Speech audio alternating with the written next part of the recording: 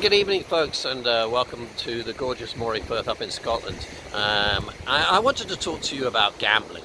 It's a popular subject, it's an emotive subject, and the first thing I wanted to talk about briefly were fob tees in betting shops. Now, I believe that fob tees in betting shops should have been removed, and should have been removed a lot earlier. It was never the intention of the 2005 Gambling Act to have mini casinos in every single high street, and it was right that they were removed.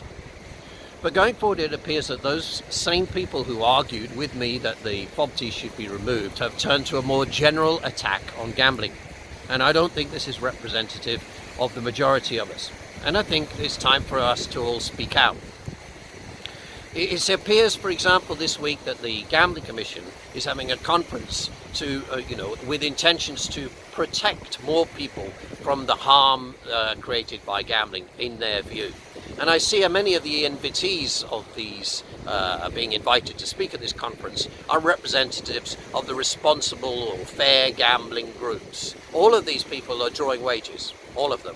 And that is an important point to make. So they have a vested interest in making it appear as if there's a more serious problem than what there is. They're hardly going to stand up at the plinth drawing 50, 100 grand a year in wages and say there is no problem. The truth of the matter is that when it comes to gambling, tens of millions of people enjoy gambling quite safely, quite responsibly, and well within their means. And we are not being represented in the mix here. And that's what I believe. And I believe it's time for people out there to start talking about to start speaking up on behalf of gambling, because, it appears to me that in life what regulators want us to do is to in some way control everybody with blocking measures, with you can't use a credit card, for example, that means that gambling companies are unfairly penalized because credit cards are used routinely across society, but gambling companies are somehow not allowed to use credit cards. I just argue that all of my customers over 3 decades have used credit cards, and I'm not aware of one person who's got themselves into serious financial difficulty as a result of credit cards. They are a way that people generally manage their finances.